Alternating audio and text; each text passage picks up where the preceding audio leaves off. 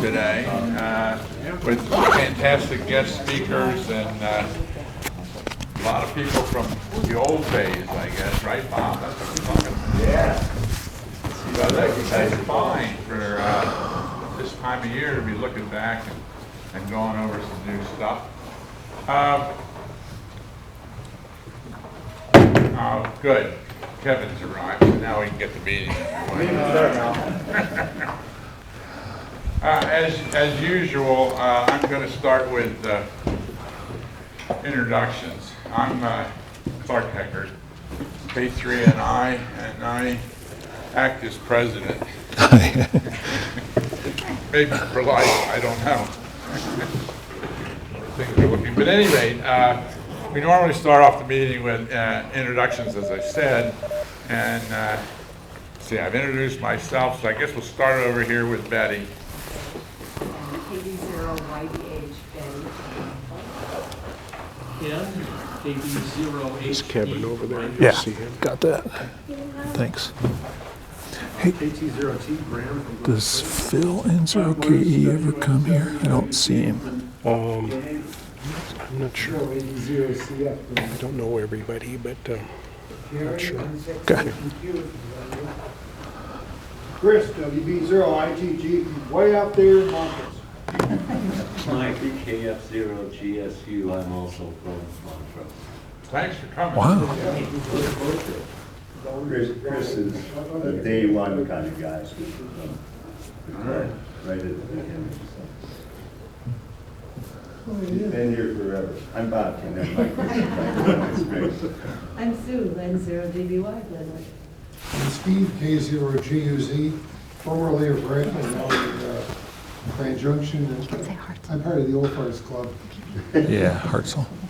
I'm Terry, WB0RBA, also from Grand Junction, his son. I used to climb your guys' club tower when I was about his age, back when they let us do that kind of stuff. Wow. Hi, I'm Eric, K0JG, Battle of Mesa. Gary, AC0UZ from Glen. K5WRE, Robert Clark. Pam Heckert from Redstone, Placido, wherever he is. 3UDU. That's the XYL.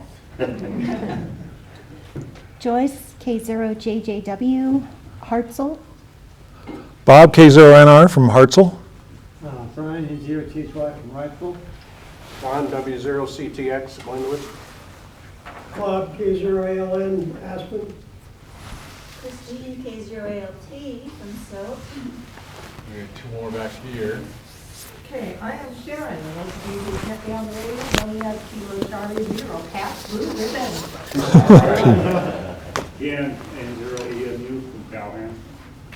Kevin. Kevin, KD0MA, Glenwood. You have a long way from home, aren't you? Okay, before I pass this introduction, whatever, to Don for our speaker, does anyone have any announcements that they want to make? Open the floor to that. Apparently not. So, Don, let's go. All right. Well, if you all remember, we got it. Apparently we do, yeah. Okay, so I just picked up the slack when Bob Cutter had passed in this spring, and he was already talking to our guest speaker Bob about coming here and making a presentation, and so we were able to get him lined up for November, and we're extremely excited about his presentation. And there isn't much more to say. He can fill in the blanks, and then we'll have our open discussion after that. And so I'd like to introduce Bob Whitty, and his wife Joyce there, and he's already wired up, so we're good to go. All right. Okay. Thanks, Don. Hey, I think I just let my screensaver run because there's a lot of great pictures there. Great. Well, there's my family. All right.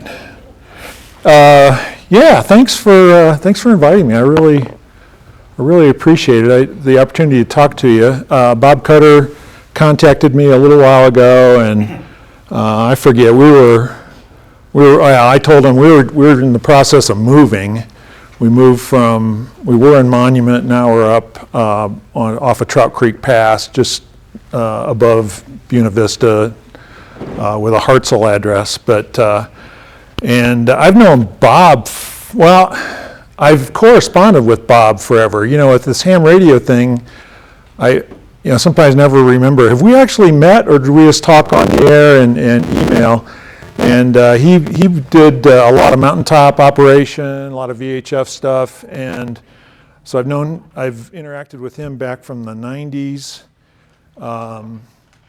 Anyway, so we were talking about this, and all of a sudden I got the word through the ham radio community that he is a silent key. So sorry to hear about that. We were talking about doing some 1.2 gigahertz stuff, and so I guess I missed that opportunity. But anyway, glad to be here. And let me get the slideshow going. This can be pretty informal. I probably have too many slides. I'll try not to run super long. But if you have questions, let me know. I wanted to recognize a few people. So Don, thanks for inviting me over, and been talking to Kevin, KD0MA. And glad to see Terry. I don't know if we've ever met. Have we met in person? We met in 2016 at the Keystone Convention when I saw your presentation the first time. Okay. So Terry, WB0RBA, you're in Grand Junction now? Yep. And your dad is Steve, K0GUZ. So good to see you guys. And special guests, Sharon, KC0PBR, and Ken, N0EMU, all the way from Calhan. Some people think Calhan's actually in Kansas. You know, it's not. It's just, yeah. It's just a little east of Colorado Springs. And then last but not least is my hiking partner and spouse, Joyce, K0JJW. She's going to help me with some antenna stuff in a little bit. All right, so what do we got here? Yeah, speaking today. I was first licensed in 1977. I took a ham radio license class at Purdue University. Any Midwesterners here? All right. And I got my EE degree from Purdue, and I've worked for decades in the electronic test and measurement industry. I'm now retired, still doing some consulting. And for ham radio, I really like VHF stuff mostly. You'll see a lot of VHF bias in here. I'm going to talk a little bit about HF. Particularly VHF ham radio on the top of a mountain is what I think is really interesting. And just exploring. We do a lot of hiking. We got a Jeep Wrangler we take onto all kinds of roads that we probably shouldn't, and we just like exploring the wonderful state of Colorado and the Rocky Mountains. And I do like to write stuff, so I did write this book, VHF Summits and More, about some of my experiences. And in June, I had an article in QST, and that was about an operation I did on Pikes Peak. We were living in Monument. Of course, we see Pikes Peak every morning, and I did it was during the VHF contest in June, but I did SOTA, POTA, and VHF together, and had a lot of fun with that. Okay, a lot of this started back in the 90s with the Colorado 14er event. And this has turned into the big SOTA weekend in Colorado. Held the first full weekend in August. Next year it'll be August 2 to 5. We actually expanded it to 4 days now. Saturday and Sunday are the big days, but we go ahead and add Friday and Monday as a bonus day. And there's over 1,800 SOTA summits in Colorado. Started in '91 with some of us just saying, hey, we're always out hiking 14ers. Let's take our radios along and let's see who we can talk to each other from the summits. And then SOTA came along.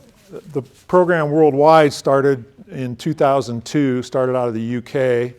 and then came to Colorado in 2010, and then I forget exactly, a couple years later, the 14er event just said, hey, let's just embrace this soda thing, and we'll still call it the 14er event because those are the biggest mountains, but we just embraced the whole idea of using soda summits. So now it's a big soda summits on the air weekend. There's basically just a little bit on soda. Who participates in soda, activating or chasing?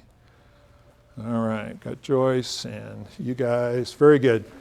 And you can either activate, you go on top of the summit and talk to people, or you're a chaser, you talk to people on the summit. It's worldwide, there's a point system, there's awards, it's a lot of fun to see your points accumulate and all that. Higher elevation summits get more points. And a couple of requirements. You don't just go randomly choosing any particular summit. There is a list of soda summits that somebody has taken the time to document because it has to have a certain amount of prominence. We'll talk a little bit more about that later. The equipment must be carried. So you can't operate from your vehicle. You need to get out of your vehicle and sort of become I think of it as backpack portable operation, but there's no minimum distance. You can walk 10 feet and set up and do that. But the idea is don't be attached to a vehicle and don't use the vehicle's power. You're going to have to use portable power, no AC. If you happen to be at a place where there's electricity, you can't use that. And you can't use fossil fuel generators. So really it means you're going to have a battery, right? And lots of information out on the main SOTA website. A few more rules. So you don't have to be on the exact summit. You have to be within the activation zone, which is 25 meters vertical, or for those of us in the US, what is that, 472 feet or something. Main qualification, you have to have the SOTA summit has to have 150 meters of prominence. So that just means it has to kind of stick up and be a distinct summit compared to its neighboring terrain. So 150 meters is, I said that wrong. 150 meters is about 470 feet. 25 meters is only like 80 feet, 75 or 80 feet vertical. Sorry, I got that backwards. So anyway, you just got to get the summit list and figure out which ones qualify. You have to complete 4 QSOs to earn SOTA points. No repeater contact, satellites are okay. And then both activators and chasers can submit their logs to the worldwide database. That's how you kind of get credit and keep track of points and all that. It's pretty strong infrastructure that the SOTA team has put together. No QSL cards, it's just on the honor system. Again, lots of awards and certificates.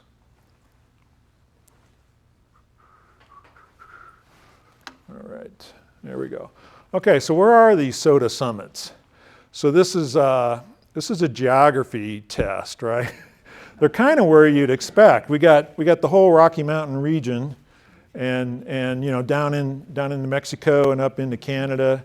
The West Coast, California clearly has lots of summits. And then, as you might expect, over on the east side, you've got the Appalachians and the mountains that go all the way up into Canada and as far down as northern Alabama. And then you might not be aware, okay, what about these other ones? If you look carefully, there's 2 dots in Iowa. I was wondering about Hawaii. Hawaii, yeah, there's definitely some in Hawaii. Sorry, I don't have that on. Yeah, they've got those. Yeah, Mauna Loa and there's quite a few in Hawaii. Good point. Alaska, of course, has a ton. There's probably more in Alaska, more summits up there than there are in the lower 48. There's just a huge number. So Iowa's got them. You got northern Michigan has some summits. South Dakota, of course, Black Hills, that kind of place. Florida does not. Florida's left out. Kansas, sorry, no summits in Kansas. And then this is a little bit closer to home. This is kind of the area around here. And let's see, you got Sunlight Peak. Everybody's probably familiar with that, right? Right to the south here. Lookout Mountain, Horse Mountain. And then a little bit further south is Mount Sopris. That's the iconic one that sits up there. Had not been activated for Summits on the Air until Terry went up there. And that's a serious hike. That was a long day. That is not an easy one. It's not like, it's not a short hike. So in fact, you're still the only person that's been up there. Yeah. So congrats on that. I pulled this off of, there's a mapping program called SOTL.AS or SOTA Atlas. It's got all this stuff laid out. You can zoom around and look at different things. Really, really cool. Okay, so we're going to go operate on top of a mountain. Do we do HF or VHF? And I always say, take your pick or do both. As I mentioned, I really like the VHF, UHF thing. It's all about that height above average terrain. You take your little VHF radio that can maybe do a few miles on a flat terrain. You get on top of Pikes Peak, and now you're talking over 100 miles. I just find that to be a lot of fun, so that's what I do. A lot of times people just do take the basic handheld transceiver. You are a little more dependent on local chasers. So like when we come over to the western part of Colorado, I'm always thinking about, okay, am I going to have anybody on the air within range if I'm on VHF? And so you got to be aware of that. FM is actually the most common because everybody has it, right? But SSB and CW, of course, and even things like FT8 are more efficient, but there aren't as many people that are going to be on the air typically. And then, of course, technician licensees can play quite well with that. And then for HF, it's kind of your classic QRP operating. A lot of CW gets used, little cute portable radios, and then put up a wire antenna. But single sideband gets used as well. Of course, you're going to have longer distance contacts. Typically, as long as you have propagation, you're going to make a lot of contacts, right? Just get on there and go. Technicians can kind of play there, but really you probably want a general license or maybe extra to be successful there. One thing this is a chapter out of my book, I call it The Myth of VHF Line of Sight. When we talk to like new technicians and that, we always say, HF is the propagation of the bands that propagate off the ionosphere and all that, and VHF is mostly line of sight. Okay, that's all right, but it's not really true. It's a kind of a rule of thumb. And so the line of sight model is, we say it's the optical horizon, and then maybe the radio horizon is another 15% or more over the edge. And generally you get pretty strong signals within that range. But the signals don't stop there. They keep going. It's just they're pretty attenuated once you start getting over the horizon. So I called that the non-line of sight region. And the more you can improve your station, the more you can extend that non-line of sight. And we'll talk about some examples a little bit later. So is that the Fresnel zone? No, I don't think it's quite the same as the Fresnel zone. Sorry, yeah.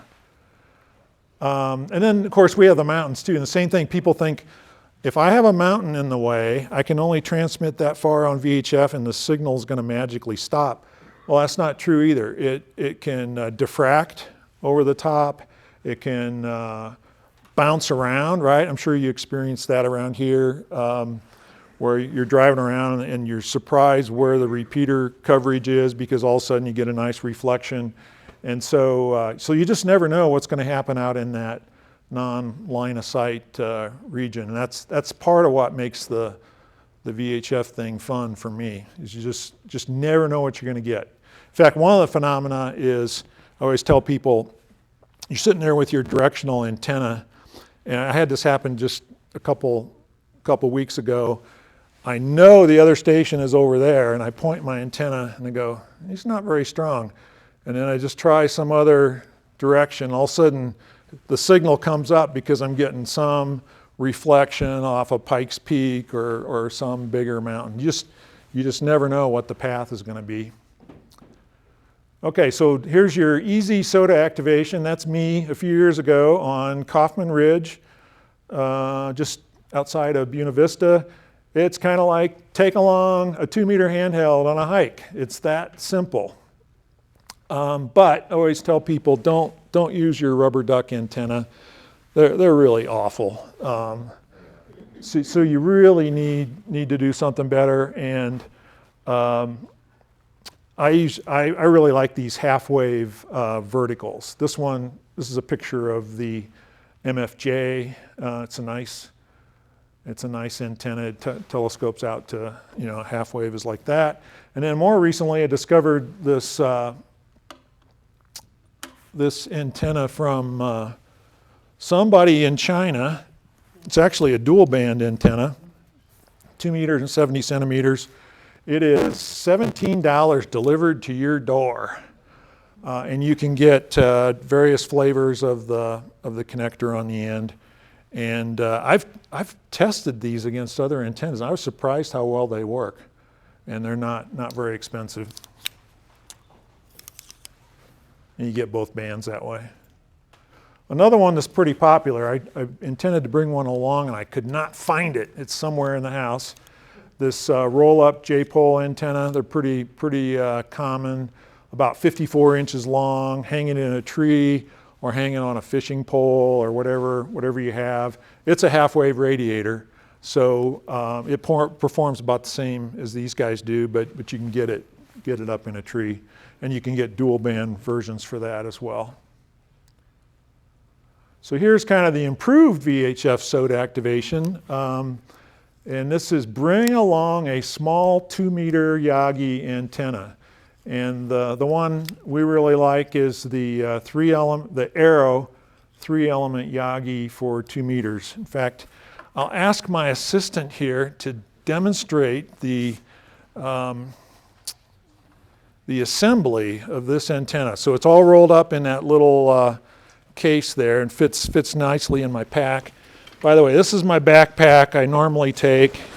It holds all the stuff, and compared to some SOTA folks, this pack's a little bit on the big side. I like a big pack in case I need to put a warm winter coat in or whatever, but so it's a little bit on the big side, but that's what I typically use. And then, so that antenna fits nicely in there and it all disassembles. The reason it's called Arrow is it uses arrow shafts, as in bow and arrow, as the assembly, and they're threaded and they go together quite nicely. So I'll let Joyce put that together for us. And then the other thing we've been doing is we do more power for VHF. I was noticing that I'd be sitting there with my 5-watt HT, and I was hearing the other station pretty well, but they weren't hearing me. Well, that's because they're sitting at home with a 50-watt mobile, and I'm sitting there with 5 watts, and I'm going, okay, I think I can improve on this. So we started taking a small transceiver along that can put out more power. And of course, always improve your antenna first, right? Because that helps you on transmit and receive. But here's a small TYT radio that we used for a while. But then ended up with this Yaesu radio. It's a FT90. This thing puts out 50 watts. And usually we run it more like 25 watts, but really nice compact radio. This one's not made anymore, but they have a similar model now that's maybe slightly bigger. So I'll take that, put it in the fanny pack here and operate that way. It's pretty handy. Okay, and here's the assemble Yagi. Pretty simple. Thanks, Joyce. And usually we're just hand holding it. Now, what I realized is we have an advantage with two operators. So like one of us is holding the antenna, the other one's logging. You know, it comes in pretty handy. If you do this by yourself, you kind of have your hands full, right? You may have to figure out a different logging method. Do you standardize the polarization in the content, in the event? Do you Yeah. vertical or horizontal? What? In general, the FM guys are all going to be vertical, right? So this is that is a benefit of hand holding it, right? There's your vertical, and if you figure out the other station's horizontal, you just do that. Single sideband and CW are usually horizontal, but every once in a while you like, where were we? Oh, it was the 14er event, and two guys were having trouble talking some distance. In fact, was it you, Terry? Yeah. And I realized the guy, so you were on Sopris? I'm on Sopris, yeah. And the other station was Greater Denver. I want to say Parker, maybe? Around, I think, Elizabeth. Elizabeth, okay. And I happen to remember that I knew who that station was, and he's a single sideband guy. So I thought, you know, he's probably got a horizontal antenna, and Terry doesn't know that. Terry's probably sitting, and they were on FM. And so I said, hey, flip your polarization and see if that'll do it. And sure enough, they made a contact. So it was cool. So you're saying FMers typically will be vertical. If Yeah. you're looking for them. If you want to go CW, keep it horizontal. Right. You have to And keep that sideband. in mind when you're talking with other people. Are you vertical or horizontal? If you have a Right. problem. Right. Yeah, thanks. That's Sometimes it don't matter, because every once in a while I forget you have a horizontal. I'm sorry, what? Sometimes it don't matter, sometimes you can do it horizontal and still make. Yeah. If it's circular polarized, So, you can get well, a- actually, when I made contact with you on Back Mountain, I was accidentally horizontal. Okay. Uh, Yeah, it's an issue of signal loss, right? You're gonna lose some, but if you have enough signal, So sometimes it still works. yeah. Yep. If your signal is more than 20 dB, it should, yeah, you typically get 20 Yeah. dB isolation. That's right. Yep. Yeah, thanks for that question. That's a good. So just to give you an idea, like with if we call a 5-watt HT with a rubber duck antenna, we'll call that 0 dB. I've measured a bunch of these rubber duck antennas versus the half wave, and they vary quite a bit, but I said it was, the half wave is 8 dB better. And then if you take your 3-element Yagi, that has been measured at 6 dB of gain over a dipole. And then if I add 25 watts instead of 5 watts, that's another 7 dB. And so you can improve the whole thing by 21 dB without a lot of effort. And you know, and you go, well, does 21 dB really matter? Well, sometimes it does, and sometimes it doesn't, right? That's kind of the way this stuff works.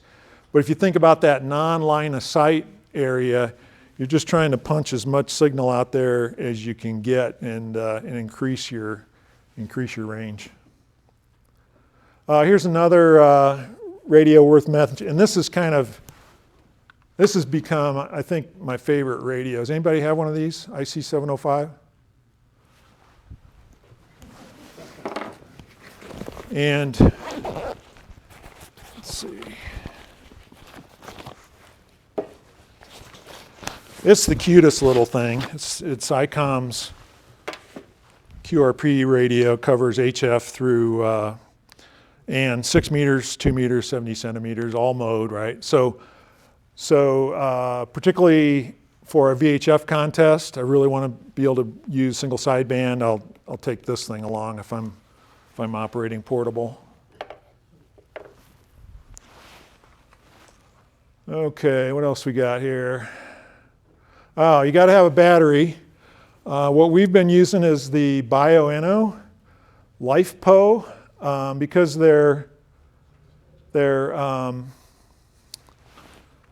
what I want to say, they're pretty light weight for the amount of power. Like initially I had lead acid batteries. Those suckers are heavy.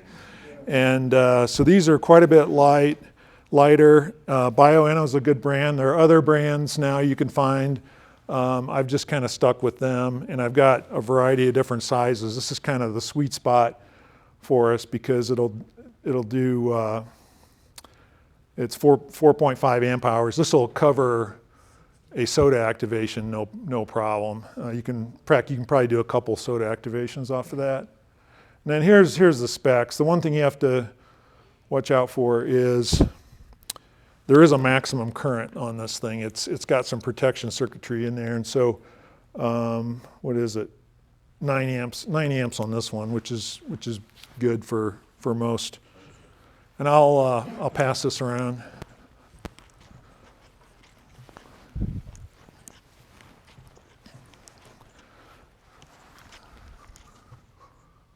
All right. So VHF soda, how far can you go? Here's Joyce and I on Spinney Mountain, and you can see she's the brains of the operation, running the radio, and I'm just pointing the antenna. And so she's going, here, point this way, point that way. I just follow instructions. I got the little fanny pack there. She's doing the logging as well. You can see that was kind of wintry that day. You pretty much just hand log, or pencil and paper log? Yeah, good question. How do you log? We hand log on the Summit and with pencil and paper, and then we enter it into a software program and upload it later. Yeah, I think most people either do that or some people audio record it. They just turn on an audio recorder and they make all the contacts they can, and then they sort out the log later. Okay, Pikes Peak to Mount Sunflower. You all know Pikes Peak. Anybody been to Mount Sunflower? There you go. Highest point in Kansas. It's in some farmer's field, and there's a little display there, and he's kind enough to let everybody stop by and take a look. 4,039 feet. That's actually pretty easy to work from Pikes Peak. It's a clear shot. It is over the horizon, right? It's not line of sight. I've worked Mount Sunflower multiple times, and 163 miles. It's line of sight to First View and Cheyenne, right at First View before Cheyenne Wells is where you lose. Yeah, where is that? Like Right somewhere in there? Yeah, right to the east. Go to the east east. A little bit. Okay. West, I'm sorry. Yeah. Right in that little west of Cheyenne Wells is called First View, and that's where you have the first view of the mountains. Yep. That's where you All right, thank you. And then anybody been to Capulan Mountain? This is down in New Mexico. So I'll have a map here in a second, but it's in the northeast corner of New Mexico. And we've been past it quite a few times. I thought, well, someday we got to go up there. It's a volcano. It's a dormant volcano, right? You can see the cone shape and the crater and all that. You can see the road kind of goes around, loops around, and then you end up parking here, and then you hike up to the actual summit. So we wanted to do that, and I'm going, well, the only problem is it's like way the heck out in the middle of nowhere. This would be an example of if you just go out there and try and activate that mountain, you're on VHF, you're probably going to get skunked, unless it's like the middle of summer and there's a million mobiles driving down the highway. But even then, it's just not that populated out there. So I said, okay, I'm going to use single sideband and CW, and I'm going to let those guys, the weak signal VHF crowd, I let them know I was going to be down there and asked them, can you please get on the air and try and work me? And it all worked out really well. So there's the picture. You can see the state line across the top. My best contact that day was N7KA down near Albuquerque. And he had a pretty decent Yagi, and I think he was running maybe a couple hundred watts.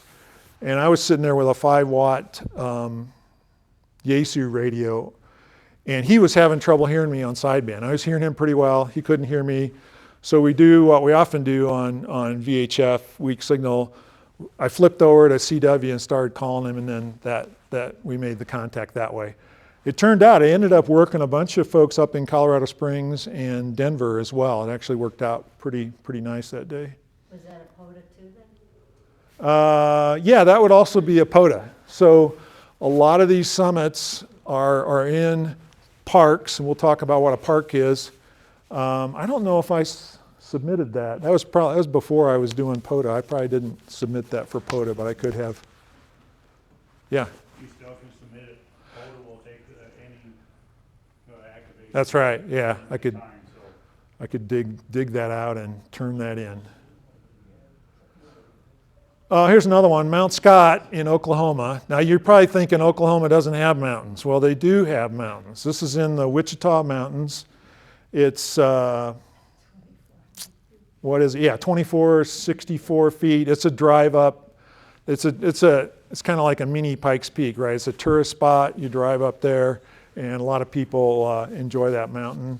And so I took, Joyce and I were up there on a trip through Oklahoma, 2-meter FM with the 3-element Yagi, running 25 watts. I worked Bobby down in Brownfield, Texas on FM, 245 miles.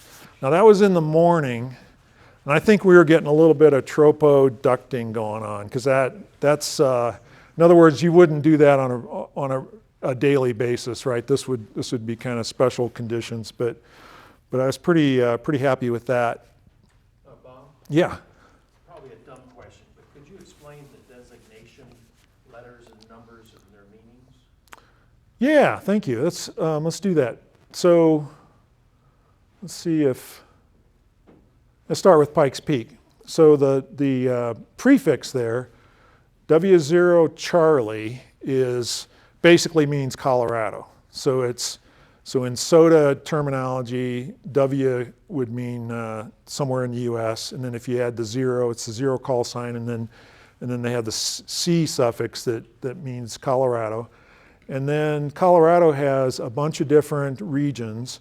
One of them is called the Front Range region, so that's what FR is. That maybe isn't quite as meaningful, but they block it into different sections like that. And Pikes Peak just happens to be -003. And then Capulan, W5N, so W5 call area, and N is for New Mexico. And then I don't remember what SG stands for, probably Sierra Grande or something. And -009, so that's its number. Since this takes care of the problem of, hey, I'm on top of Bald Mountain, and you go, which Bald Mountain are you on, right? There's probably a couple hundred in Colorado. Or Deer Peak, I'm on Deer Peak. So that's how that works. W50, so five area Oklahoma, right? And WI would be Wichita Mountains, I think. And then, okay, so then sometime later, January VHF contest. Again, doing that thing of go out during a VHF contest, because there's going to be VHF folks on the air and more people to work. And this was SOTA and POTA. That's Pike National Forest down there. This is like maybe 15, 20 miles south of Hartselle is where that is. And this time, I actually drug the FT991 along. You can see it there. It's kind of a big radio to be backpacking, but I wasn't going real far, so I drug that along. The 2-meter Yagi for an antenna, yeah, it was about 10,000 feet. There's says Pike National Forest, and its POTA designator. The POTA designators in the U.S. are all K some number, so it's K4404. And I was sitting there working some people, working a bunch of guys in Denver and all that, and I was about ready to quit, and all of a sudden I heard N0LL, Larry. Anybody familiar with N0LL? Yeah, big station over in Kansas.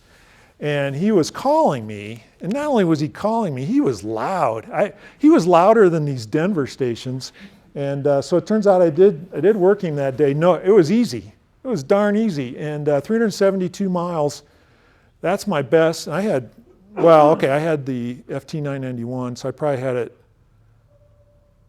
I think I was in the QRP category, so I was probably running it at 10 watts. I might have been up at 50, I don't know. But anyway, I worked Larry. That's my best 2-meter SOTA DX so far. Okay, yeah. So like on that mountain, you line of sight with like spinning reservoir? Around the Oh yeah, south yeah. That's edge of the South Park, south of Highway 24? yeah, yeah. It's South of 24, not just north of 24, because Badger's there. That's why I was wondering if you were close to Badger. Badger Mountain would be Right on, yeah, right on the path. maybe 30 miles northeast from this spot. Okay. So if you take 24, you hit that dot on the road called Hartzell, and Highway 9 goes south. So you take Highway 9 about 15 miles, and 3 Mile Mountain is just really close by. It's real easy to get to, even in the winter. So that's why we went there. Okay, a few operating tips. A lot of this, make some noise on 2-meter FM. You got to call. You got to get a signal out there and make some calls. A lot of it's on 5.2. We've adopted this North America Adventure frequency for SOTA that if you need another frequency to try, use 146.58. And so you hear a fair number of SOTA activators on that frequency now. What I generally do is if I'm in a crowded metropolitan area, like if I'm on Pikes Peak, and you can talk to Denver up to Fort Collins to Cheyenne and all. Usually I'll stay off 5.2. I'll go over to 5.8. But if you're in the middle of, if you're on Sunlight Peak, you probably want to try 5.2. too far, more remote location. Yeah, let people know when you'll be on the air. Set schedules with specific operators. I do that from time to time. Yeah, go ahead. How do you let people know when you'll be on the air? Is there pre-spotting or scheduling things? Yeah, so there's a couple different methods. The main one is SOTA Watch. It's a website where you can put out an alert that says, I'm going to be out there on such and such a day, on such and such frequency. And then once you get there, then you can do a spot on the same site and say, I'm on the air now, I'm on this frequency. And so pretty valuable tool. The other thing I'll do is I'll send out an email to people I know that are kind of within range and say, hey, I'm going to be on the air. If you can work me, it'd be great. And then sometimes I'll set schedules with specific operators if I'm really concerned about making a particular contact. Let's see. Yeah, operate during VHF contests, kind of a fun thing. Do you check for weather conditions, for inversions and that, for isotropic scatter? I really don't. I check the weather to see if it's going to be cold and snowy. Because if you have a strong inversion, and I have experienced bouncing, especially even microwave, I've bounced 2 gig off the ionosphere in a line of sight situation by just pointing my dish up in the sky and then have the other end swing their dish around. Okay. Move like this.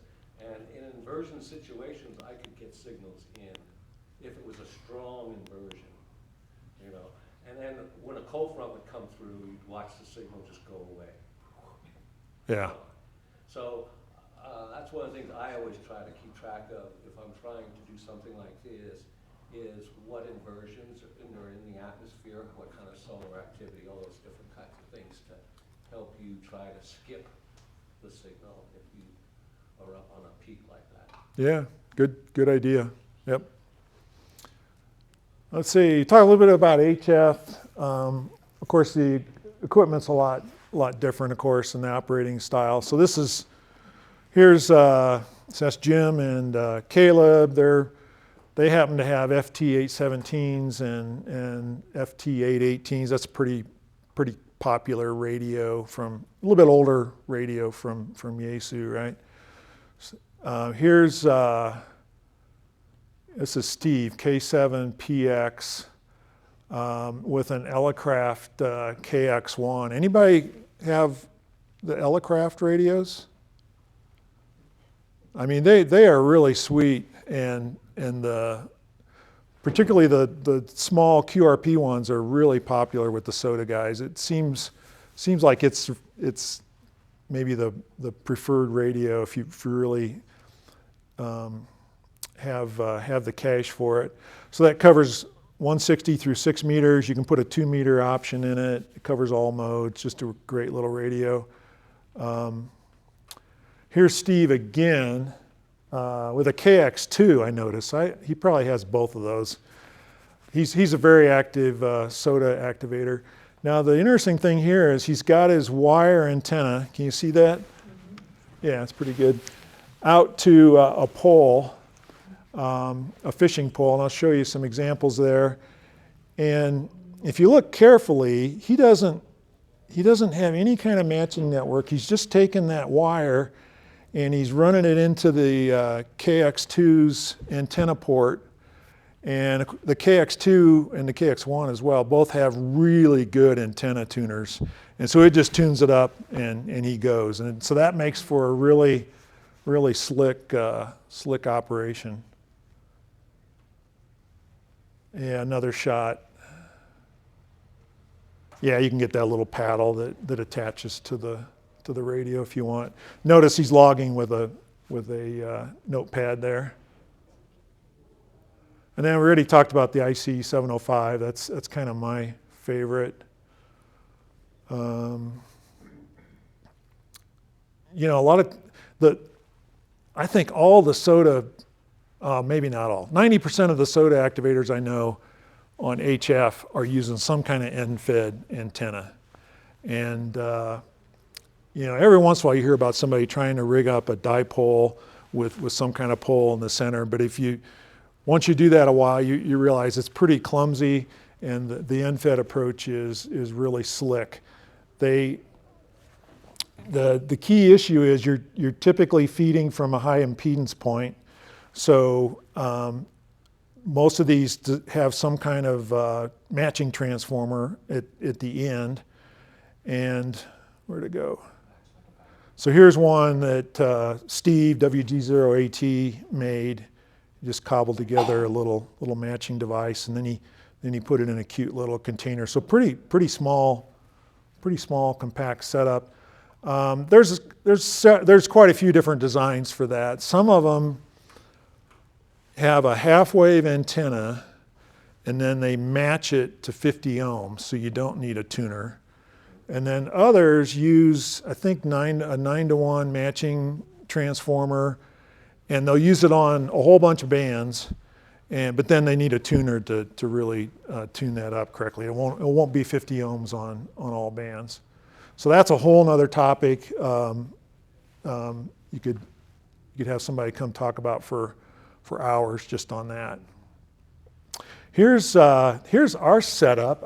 So I had the IC 705. It does not have an antenna tuner. That's probably the number one disadvantage of that radio. And one day I said, I want to get on HF, and I want it to be portable, you know, and all this. And I realized I had this little MFJ, they call it a travel tuner. It's just the world's simplest little 3-knob tuner, but it works really well. It matches like anything. So we started using that for HF on actually SOTA and POTA. Okay, whenever we talk about SOTA and POTA, it seems like we focus on the activators, right? They're out on top of the mountains having fun and all that, but the whole other half is chasing. And so people have a lot of fun chasing summits and chasing parks. Again, there's all kinds of awards you can get for that. And you know, I think the main thing is it's a way to, you know, maybe you're not quite as mobile as you used to be, and you're not going to be out on top of a mountain or being at all these parks, but you can still connect with with folks that are out there, find out where they're at, find out what the weather conditions are. It's just a real fun activity. I mentioned Soda Watch earlier, so this is the spotting tool. It's a website, but then there are some apps. The one I use is called Soda Goat. So that's on my iPhone. I'll be on a summit, and a lot of times we'll have cell phone coverage, and so we'll put a spot out real quick. And so that's a good way if you're sitting in your shack and you wonder who's on the air and where are they, what frequency are they on. You can use all that. And then for logging, you can go to the SOTA website and just enter the information by hand. I typically use this program by Stewart, G0LGS out of the UK, and it's real handy. It's Windows only, but it's a nice little logging program. And then the other one that's become real popular is HAMRS, or we usually call it Hammers. And it's set up for SOTA and POTA, and it's also just a good general logging program for portable operating.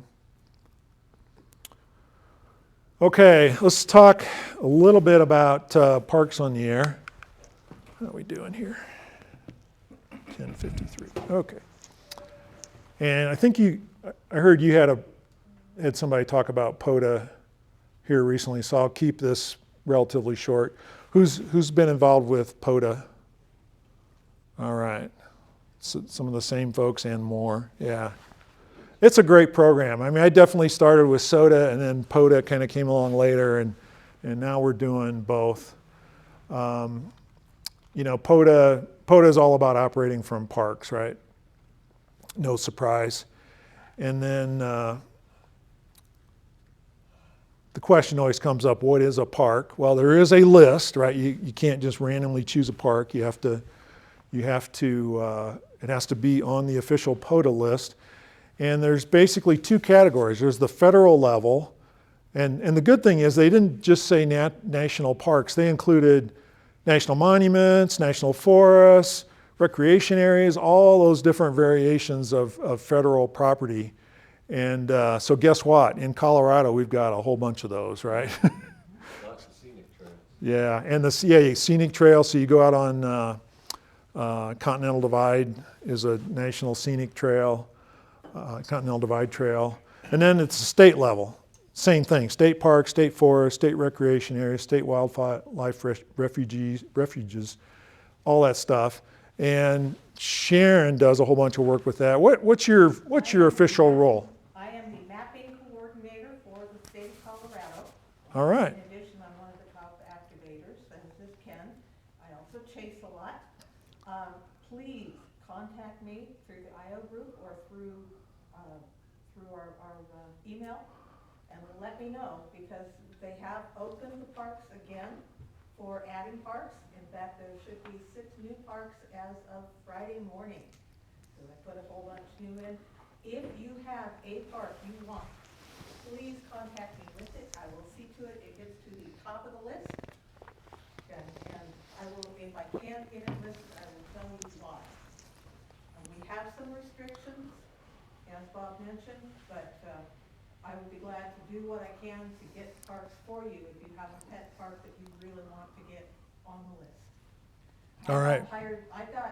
It's all volunteer, but I got volunteered in late in the original setting. The reason we only had 187 is I had about 2 weeks to get everything in before the same. We actually got ours in after it closed, because the coordinator that I replaced was not doing much. So we got as many in as we could before the moratorium. It's open now. Just shoot me an email or through IO groups, let me know what you want, and I will do what I can do to get it in as quickly as possible. All right. So Sharon's a great resource for POTA. The one I always hear is somebody has their favorite county or city park, and they want it to be a POTA park, and that ain't going to happen. That doesn't. If you request a park and I can't get it in, I will send you an email with full details as to why, what the problem is, what the issues are. but I will move heaven and earth to get them in if I can. Does Soda and Coda have sites on Indian reservation land? Yes. Places like that, yes? Yeah, the Four Corners area, that one, that's the tribal government, so we have to be sure that we're clear with the tribal government, the Four Corners monument is code site. Oh, okay. To activate all 4 states, you have to move from each state to each state. Yes. You can't activate the dot, because the rule for CODA is, and please also be aware of your boundaries, there are state wildlife areas that are parks. It's the reservoir, not the park surrounding it, and not the forest surrounding it. So if you're sitting in the campground, you may not be activating the state wildlife area. So be aware of the boundaries. But the reason for having to move from this part of Four Corners to this part of Four Corners to this part of Four Corners to this part is the rule is you and all your gear must be within the boundaries of the park. And it's a different state, It's so a it's a different state. different park. Yep. Yeah. So you have to have an infinitely small station. Which is also on summits, a lot of the Forest Service lines goes right over the top of the summit peak. So you have So you have to choose which side of the summit if you're gonna do POLA too, to claim. Right. We did Monument, Monarch Pass rather a couple of weeks ago. Got great pictures of us in the snow. We had to move, what, 50 feet? Yeah.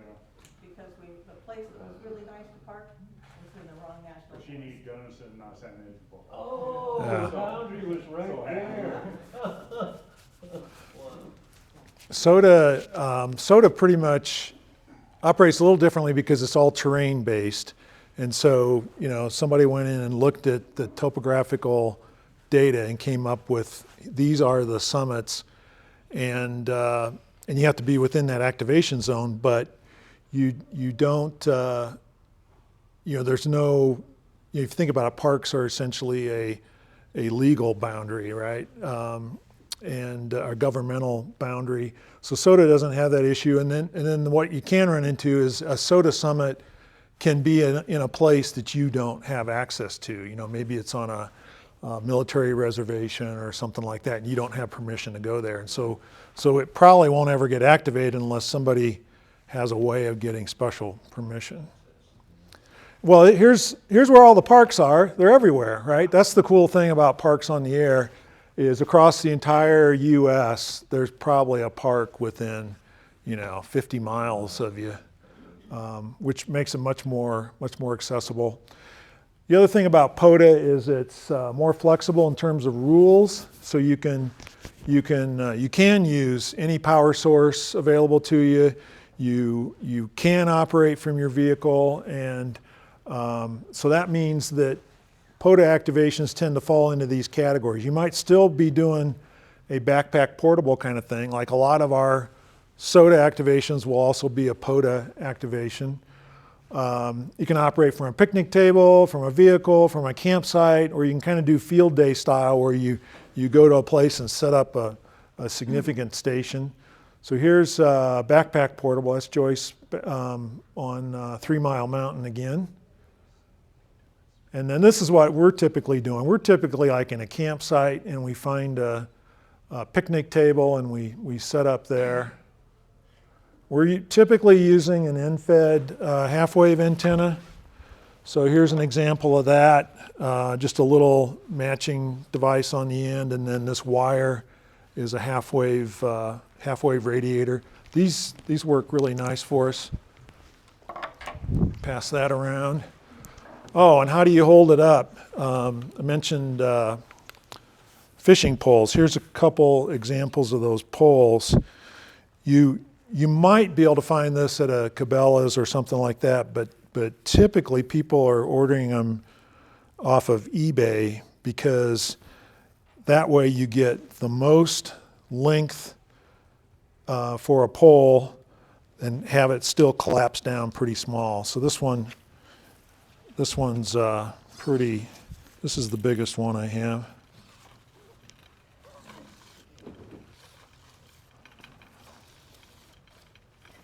Try not to poke your eye out. And it's made out of carbon fiber, so it's really light. a fishing So, pole? yeah, so that's a fishing pole. And you took some, Yeah, so then, you took some off of it because it was too. yeah, so I'll take this and we'll just strap it to a tree or a bush or a rock or whatever. And it's long enough, it'll hold up a half wave on, for like 20 meters. And the half wave won't be perfectly vertical. I'll probably drag the bottom of it out maybe 10 or 20 feet, so it'll be a little bit angled. And then the other thing that's pretty common on these things is the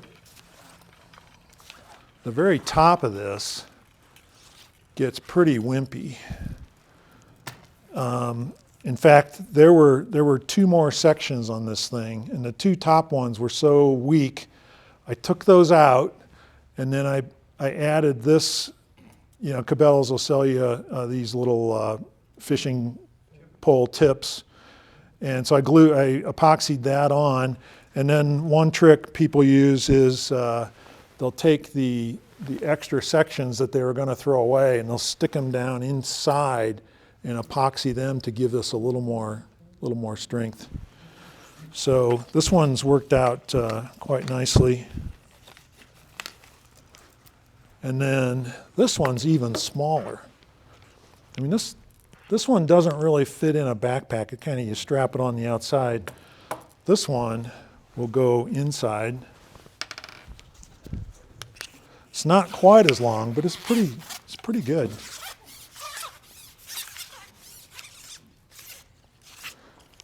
And on this one, I took the top section off, epoxied another tip on there, but that's pretty amazing. You typically don't find this in Cabela's. You probably have to order it online. That collapse down this small. That's kind of a unique pole. And those are fishing poles, or are they pipes? Are they flag poles or fishing poles? They're fishing poles. Okay. Yeah, some people use flag poles, particularly for POTA. They're usually heavier, and so they're stronger, but if you're backpacking, maybe more weight than you want. To put that back together. All right. Yeah, here's one of those poles on the back of our camper van. You see the wire kind of going off to the side. Some more examples. Picnic table operating on POTA. Here's a typical campsite kind of thing. I called this guy Field Day style because he's got quite a number of antennas up. He's got his solar panel there. He's going to be operating for a while. Another picnic table up in Michigan. And you can activate from your vehicle. I personally don't really enjoy that. You're just sitting in a car, but man, if you have a good mobile station, you just go from park to park, and these guys are doing like 5 parks in a day. It's pretty cool. 5 below 0 and the wind is. Yeah, and when it's below 0 out, it is better to be inside the vehicle with the motor running. There's another shot. Okay, so then here's some comparison between SOTA and POTA. Well, obviously for SOTA, it's all about summits. POTA, it's all about parks. SOTA is really hiking oriented. They have this idea of you're doing a non-motorized ascent. There are drive-up mountains that people do, but you know, like as I described earlier, you take your gear and you get out of the car and you walk some distance. No commercial power for SOTA. POTA is any power source. Vehicle operation is okay. SOTA is not attached to a vehicle. SOTA, you kind of need four contacts to get the activator points. For POTA, it's 10. In fact, yeah, let's just leave it at that. There's some other fine differences there, but those are kind of the big differences. And I like them both in their, you know, they both have some attractiveness.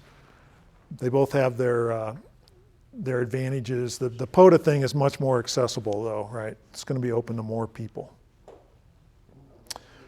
Bob? Yeah. Not every park is accessible to every person. It has to be open to the general public, but if you can't activate a wilderness area that's in POTA from any of the parking lots, at least not here in Colorado, because the parking lots are not within the boundaries. So you are going to have to find a way to get yourself into the wilderness area to activate. So I know that there are people who are fine-tuning the rules to suit themselves, but the rule that I have from my upline is every park is not going to be accessible to every person without some effort. So you can't just sit in a parking lot at the wilderness area and activate the wilderness area. You must get out of your vehicle, take your gear, get into the wilderness area. Yeah, wilderness area. So You have if to you don't follow have a the permit, rules. you can't do it. You have to follow the rules. There are some state wildlife areas that are permit only. You have to follow the rules. Yeah, particularly We have an ongoing issue right now. the state wildlife areas seem to be problematic because you got to go read. Well, there's the general rules, and then there's rules specific to certain wildlife areas. You got to understand those. So, forewarned. I love having my horse roll with me. My knees are close to 70 years old, but they are 65. My horse does a lot of the work for me. Okay, wanted to say a few.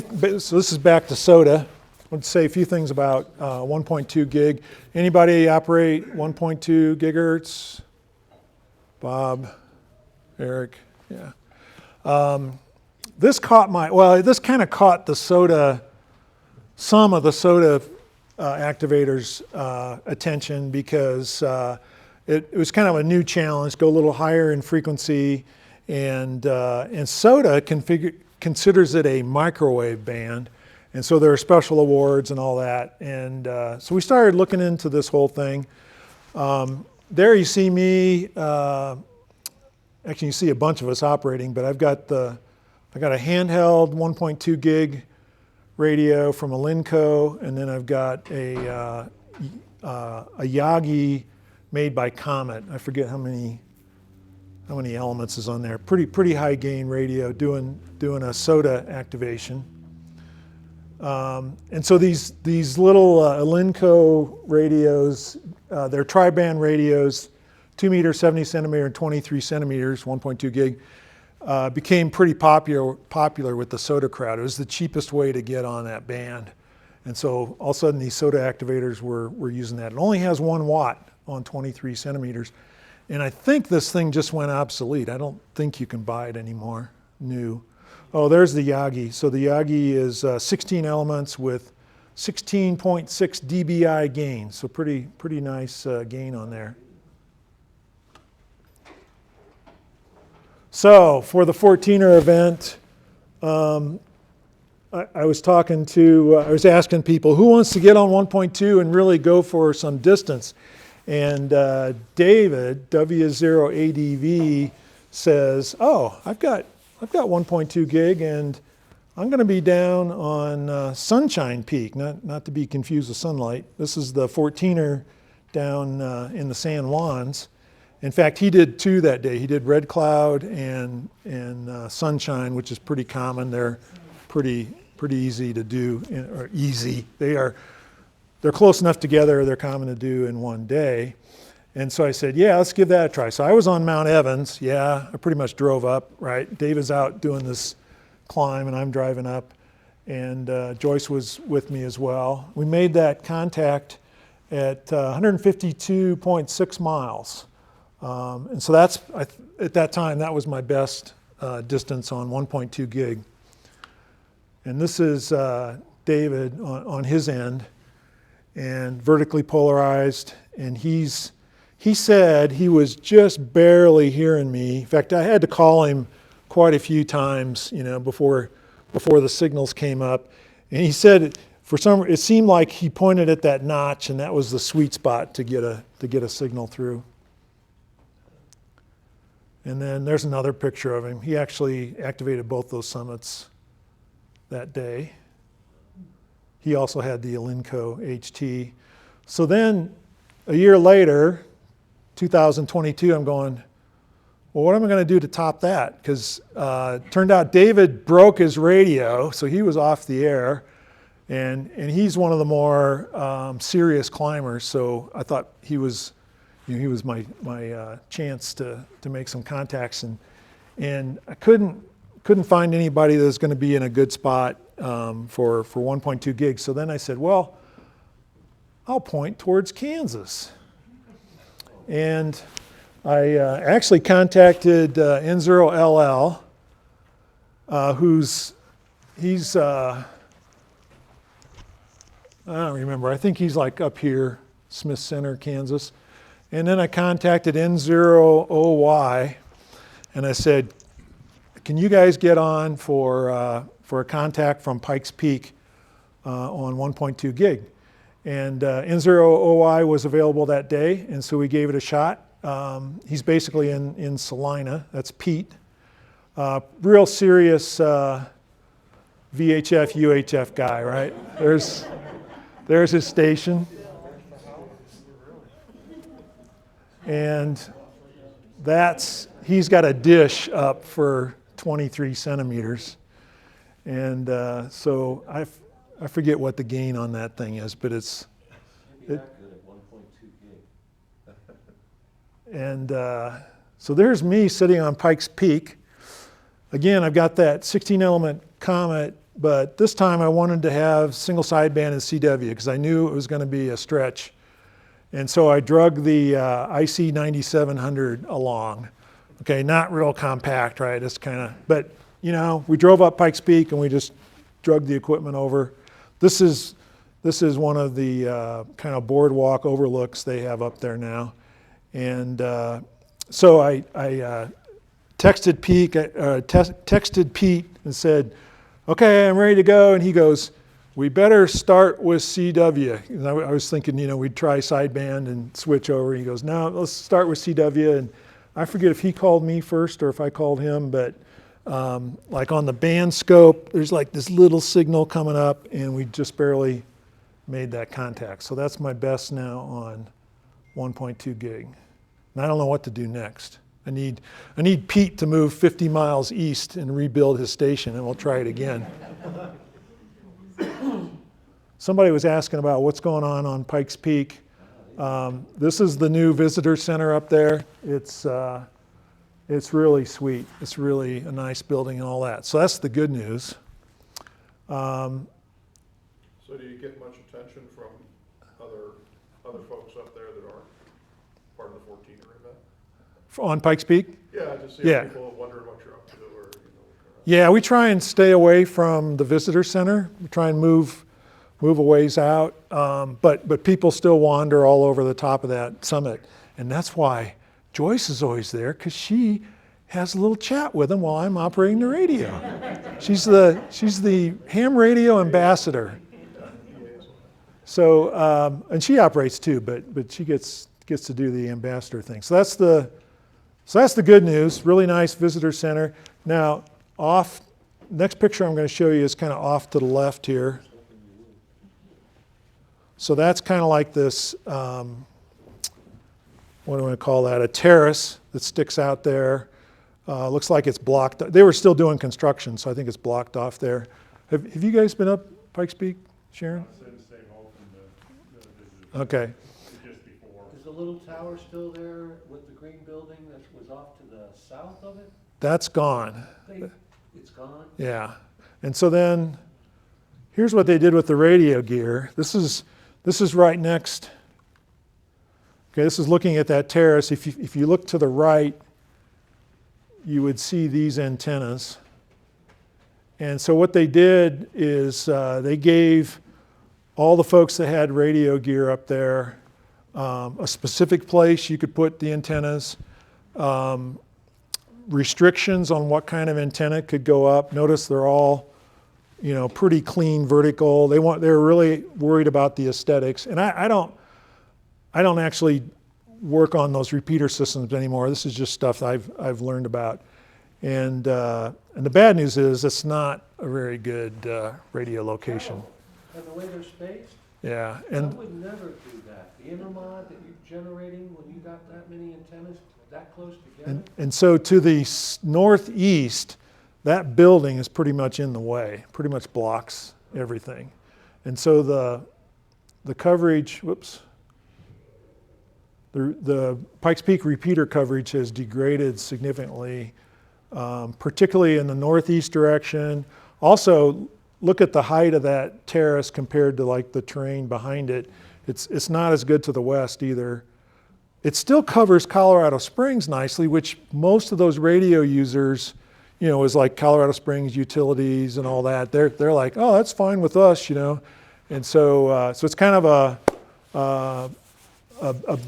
a degradation of what was a super radio site up there. It still works, but the coverage is not as good. Now, the radio club in Denver doesn't use Pikes Peak, they use Almagre. Right, Almagre's a little bit to the west, a little bit lower, but it's a good. It's a better site. It's a good site. It's a real good site. And it's a real radio site. This is the problem is Pikes Peak was never really a radio site. Well, they had that one shack.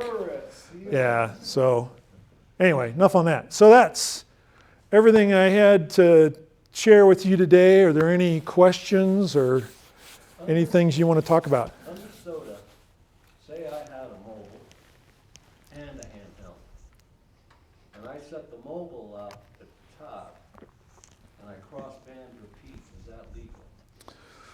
No, because you can't go through a repeater. You have Well, to. I'm not a full repeater, I'm a cross-band repeater. What's the definition of a repeater? It's a signal comes in and gets repeated back out, right? So even if it's crossband, that does not count for SOTA. So SOTA doesn't specify in the rules crossband versus just repeat? It would say no repeaters, yeah, no repeaters. Repeaters of any. Yeah, You have to attend the radio that you're transmitting. yeah. You have to physically be, except for satellite. I'm kind of curious, what? Yeah, Satellite, satellites are accepted, yeah. Satellites, you can do that through a satellite and down, but you can't do it. And that's why I'm a little confused, because you're doing the same thing. Yeah, but they look at it, you're sending it up into space and back, and it's a little different, I guess.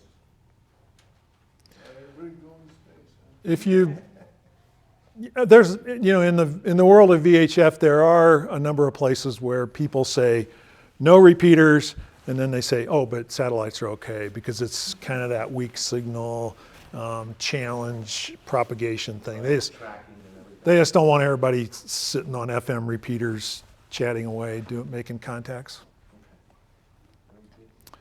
Yeah. What is the weight of your equipment?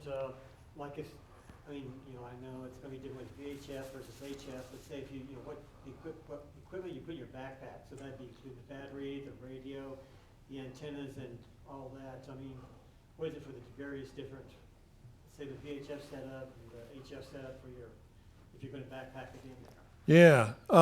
So what's the weight of the equipment? It actually varies quite a bit. So the lightest thing we will do is just a handheld HT and where'd my, oh, I passed it around. The telescopic antenna. So that's what? That's less than a pound, right? Or I go ahead and add in the Yagi antenna. It doesn't weigh much. It's probably, how much is that? A pound? Not even a pound? Probably not even a pound. So that's probably the smaller, the low end. And then when we start putting the IC705 in, you know, that, and you need a battery, that can add, you know, 5 to 10 pounds pretty quickly. So I'd say the max of radio gear we carry is 10 pounds. And then you have the same thing going on with the HF side. A lot of these guys they have their little QRP CW transceiver that they built out of an Altoids tin, right? You've seen some of those. And so those things are super tiny, and then they just have a wire antenna, so that can be super lightweight, or they can be carrying something more like a KX2 and you know, antenna pole and some wire. So it varies. Yeah. So on HF, in your experience, what's the percentage breakdown between sideband and CW? Because I was thinking a lot of the lightweight HF rigs are CW only, you know, the QRP rigs. Is there a lot of CW or mostly sideband? There's a lot of CW, and I think it's fair. Just so I'm not on HF for SOTA a lot, but if I just kind of scan through the spots on SOTA Watch, it's dominated by CW. About 70-30. Yeah, maybe 70%. Side on SOTA. There is quite a few people that does sideband, but it's more CW. And you know, for good reason, right? If you're carrying the equipment, you don't want to be running a lot of high power because the battery size will increase, and maybe the radio size as well. And so there's a lot of advantage to CW. You actually see people with SOTA. They'll start out with single sideband. They realize, like 3 or 4 years ago when the bands were not as good, they'd struggle with sideband, and so all their buddies would say, "You need to learn Morse code." And then, you know, a year later, they're on the air with Morse code, having more success. Now, I think that's kind of faded right now with, you know, the bands have been awesome. So you get on the air with 5 watts, you can work all kinds of folks on sideband. And the other advantage too of CW is you got the reverse beacon network will spot you. Yeah, do you guys know? Sideband, it don't work. Do you know about reverse beacon network? So, okay, if you put a SOTA alert out that says, I'm going to be on the air from this summit at, you know, on a particular date and time, and then you go out and you activate with Morse code, the reverse beacon network will pick you up and it'll go, oh, I know that call sign. That's the same call sign as has been posted as a SOTA activation, and so it'll share that information as a SOTA activation on this summit. And so it's kind of like an automatic spotting system once you're on the air. And POTA works the same way. Yeah, POTA does the same thing. Yep. And then it also works on. I've been doing some FT8 for POTA. Now that the reverse beacon network picks that up, but not sideband, right? You know, you could. Eventually, the technology will be there, right? They'll just scoop up all those signals and spot them. That's a big thing because a lot of places you don't have cell service and cell spot. Yeah. And so, you know, spotting, so for better or worse, it seems like the way the world works today is you really want to be spotted, right? I keep telling people, don't people tune their radios anymore? They're always looking at the spotting networks and they go, okay, I want to work that station. I'll go boom right to that frequency, and so it's very much an advantage to get spotted. Yeah, sometimes you get lucky and you can catch somebody to spot you, but there are times you sit there for an hour calling CQ and nothing. We sat at the Rifle Falls Fish Hatchery last night, and it was a battle to get a brand new park, get enough activated, to get it activated. It was just, the signals were just dead on it. Were you down at the parking lot level, or did you get up behind the falls? Up Up behind at the the hall. fish hatchery up behind the Oh, falls. okay, there. Yeah, it's just, even with my good rural cell phone service, there's no waiting. Once you get headed up the canyon, there's coverage at the state park, the Rifle Gap State Park. But once you get back up that canyon, you're just pleading for somebody to put you out there because it was work. See, normally he and I can crank out 3 to 4 QSOs in a minute. Last night it was 3 to 4 QSOs in an hour. And sideband's even, SOTA's even worse when you're 5 watts and you're sideband. So your signal's even more down lower that people just keep if they do spend, they spend money.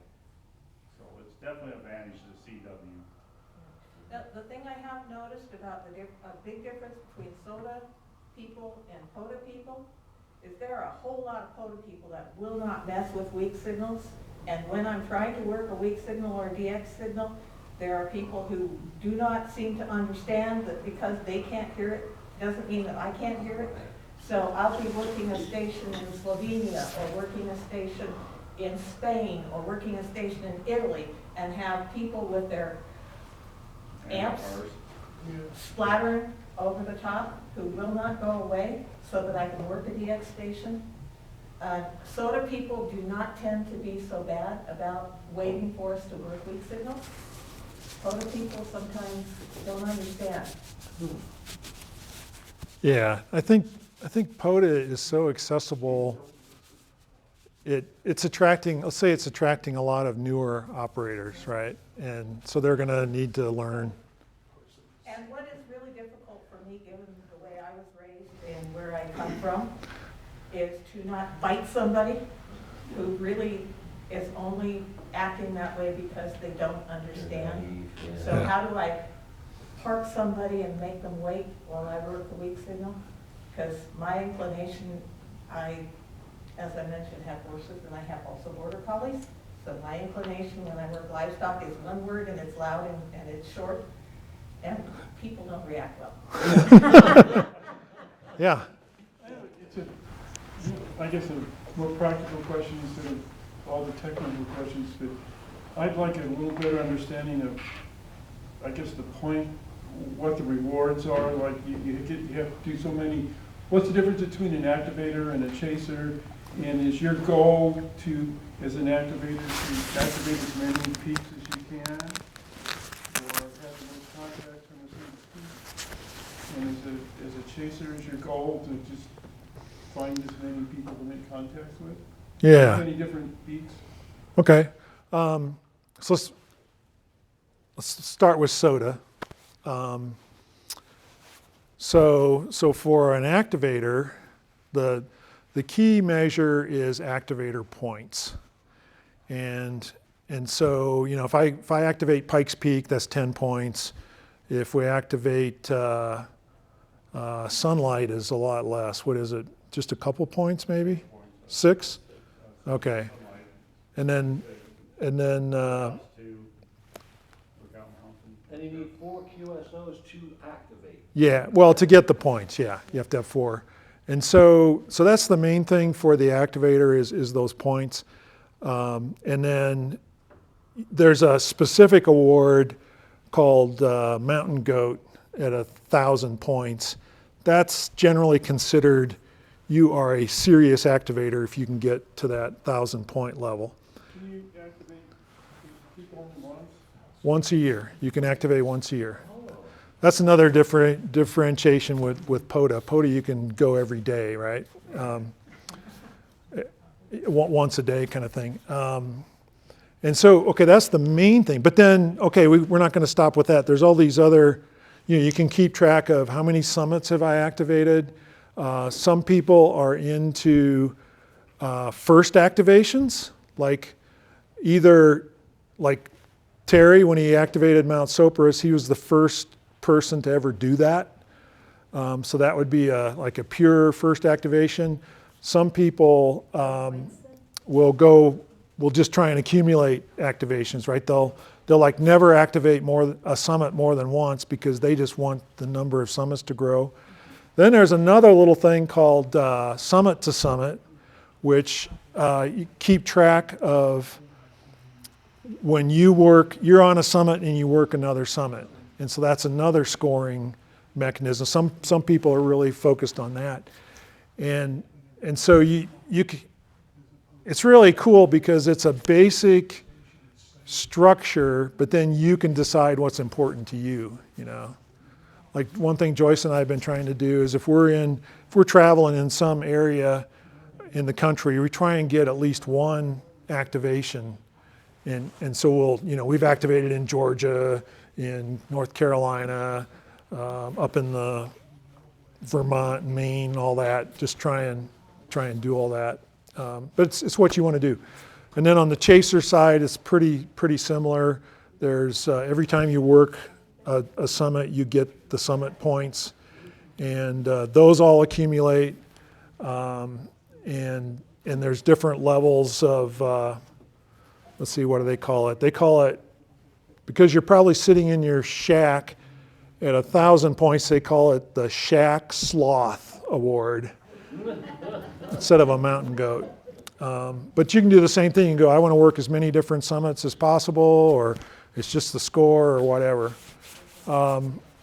Let's see, POTA is a little bit different. The activators, you get credit for an activation every time you activate a park.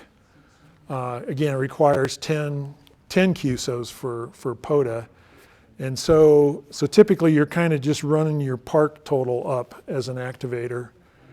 And then there's all kinds of awards overlaid on top of that. Like one I just completed was, they call it the Kilo Award. And that was, it's 1,000 QSOs from a single park.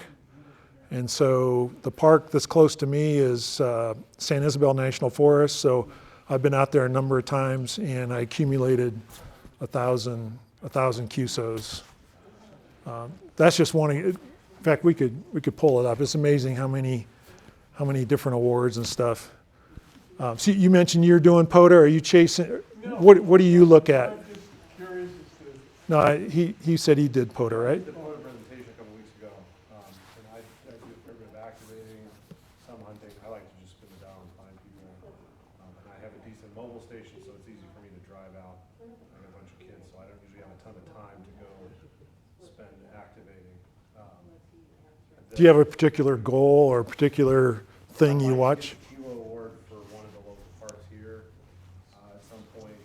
It's fun to see the different certificates, and the POTA website has tracking, so you know sort of what's coming, what awards are coming up, and it Yeah. fills up the dial so you know what you're close to. You can look at it. It's actually quite cool.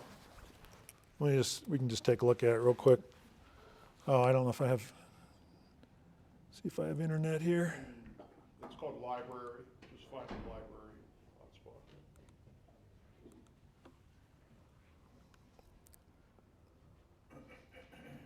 They have certificates for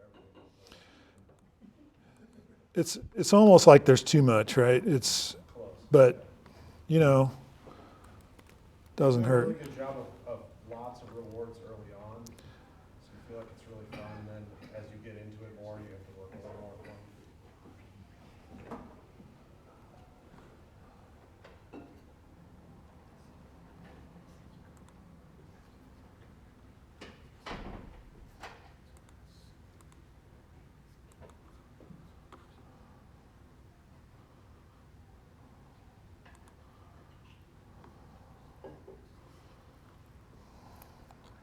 Oh, I'm not signed in. Okay. Oh, there it goes. So here's this is the POTA website and my awards.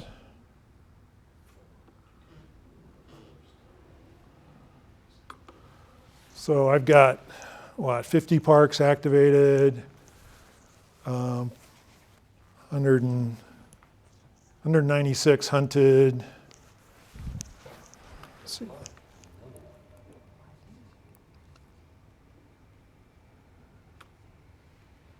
It tracks all kinds of interesting things. Activate. You can try and activate all the parks in Colorado. It looks like I'm at 24, and there's 194 and climbing. So I don't know how soon that's going to happen. And so, this kind of feedback is fun, right? Because then you see, okay, how am I doing? How much have I? Is there something I should focus on to try and get my score up, if that means anything to you? And then of course you look at your friends and you tell them how you've got 120 parks activated and they only have 10 activated. That you're like way ahead of them, stuff like that. Bob, Yeah. Is the exchange similar with POTA and soda? Let's see, soda, the requirements are pretty simple. I don't know if we have to, I think you have to give a signal report with soda. And of course, they're going to want to know what summit you're on. So typically, you're going to provide the summit designator. And I think POTA is the same way. I don't even know if a signal report's required on POTA. There's no staff requirement, so technically you can go out and work a contest in a polar park and say field day if you do it from a park. It's all legal. You don't have to give your park number at all. That's right. Now, what do people typically do? They're typically going to give a signal report because everybody expects that. It's kind of the signal report's a nice way to say, yeah, we're really making a contact and we got it, right? And so typically it's a signal report, and then on SOTA, you'll tell them what summit you're on. On POTA, you'll tell them what park you're in. And generally the chasers give the signal report and state. Yeah, and on the other end, they're, What yeah. the chaser side gives on Yeah. both sides, really. Yeah. And then, like a lot of things, it may be just short and quick, or if you feel like chatting, all of a sudden, you know, it's, well, where is that park? Well, it's in northern Colorado, and it's 50 degrees out today, and blah, blah, blah, and you can chat a little bit if you want. Yes? Okay, this part of SOTA, is this just for the United States, or does that include Canada, or say you go into Mexico?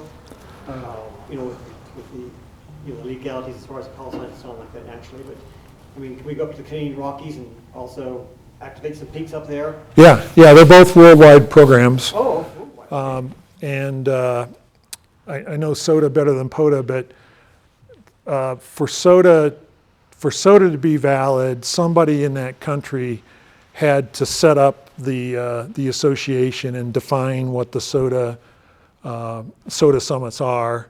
But I'd say in most countries any of us are going to go to, it's probably set up already.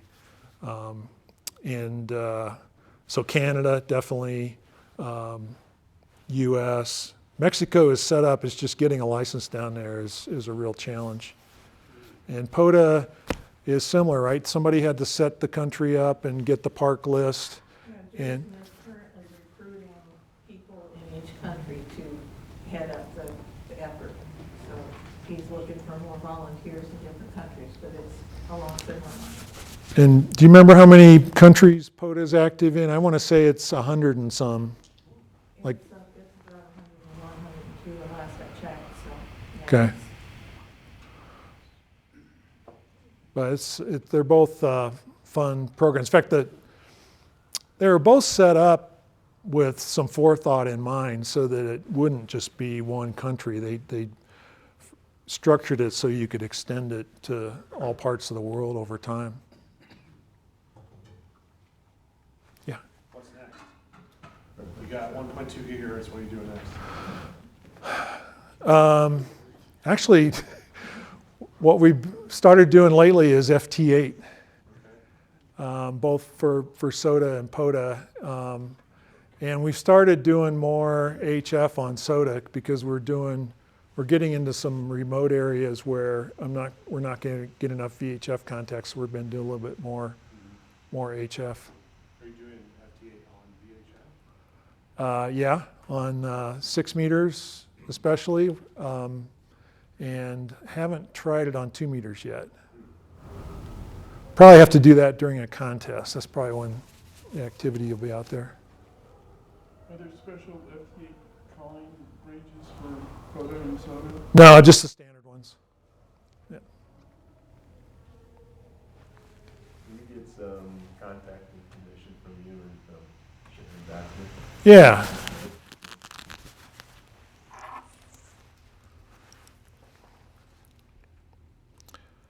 And I can email it to you, but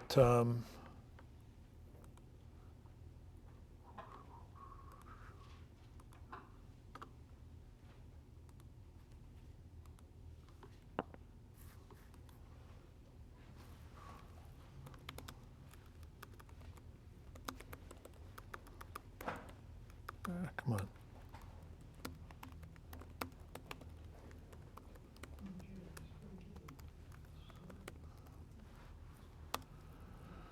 Sharon, what's your, K20pbq.k20pbr@q.com.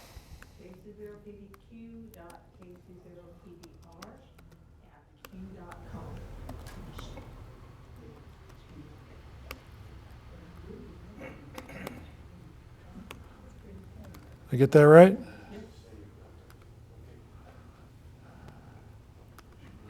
Yeah, so there's, We're also both current on QRZ.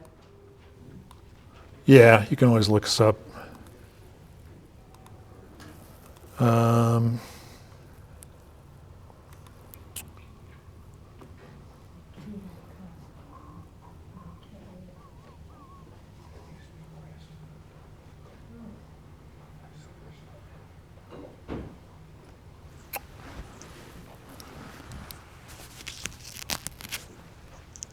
it's a little off to the side.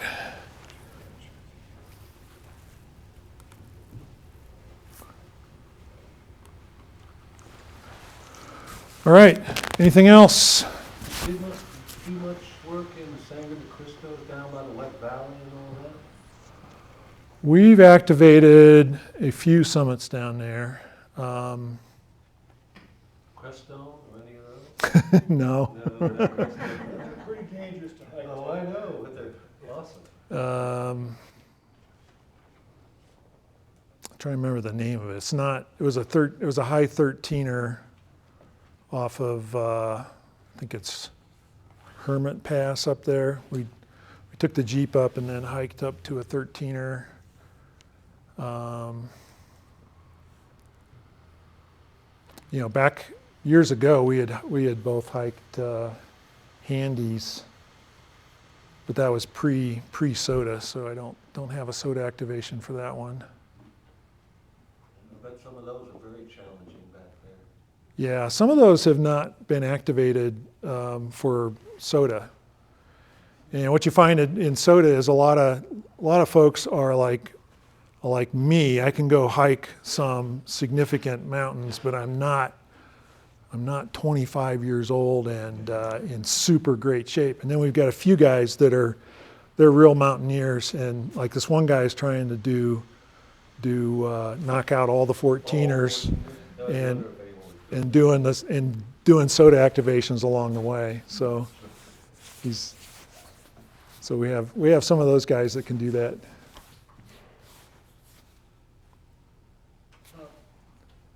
Yeah, go ahead. I'd like to get the URL for the Soda Atlas site again. Okay.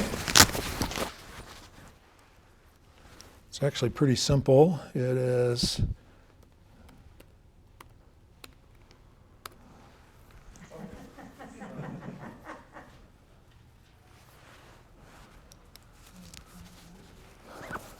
alrighty. I think we're done then. Thank you very much for inviting me out. I really appreciate it. It's been great to spend some time with you.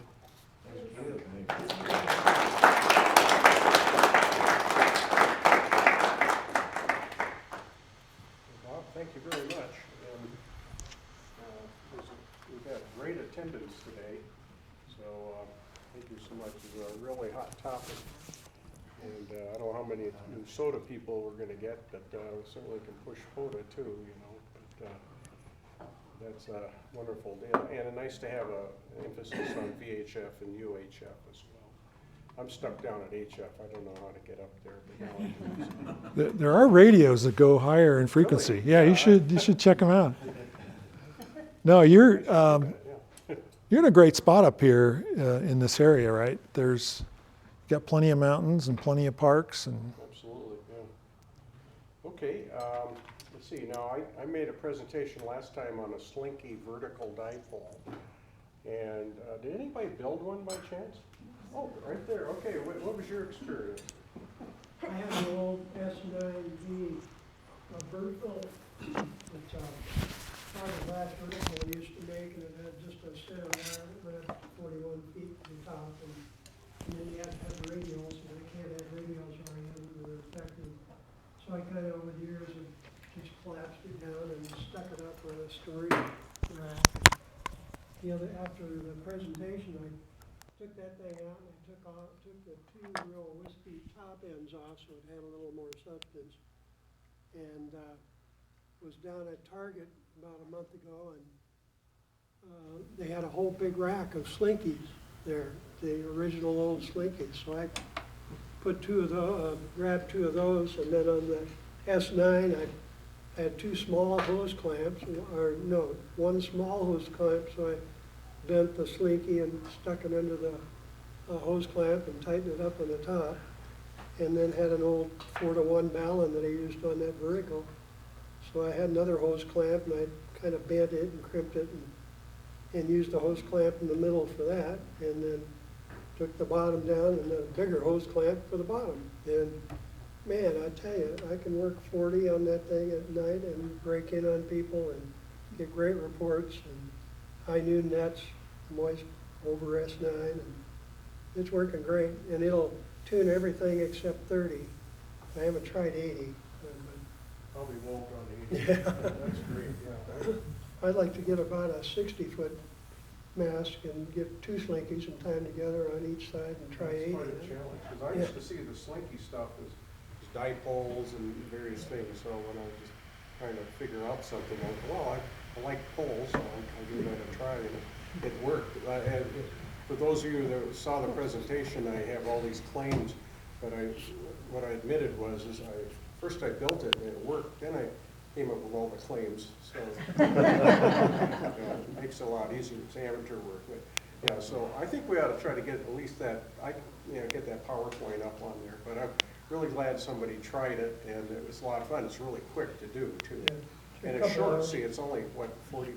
It's a 30-foot pole and full, a Slinky for the vertical part, and being a dipole, you don't have any radius, see, so you feed it at the middle. Yep, really works. Yeah, lots of fun. Yeah, fun with antennas. Horizontal. Okay, well, I think we're ready for the drawing. And we've got 5 copies of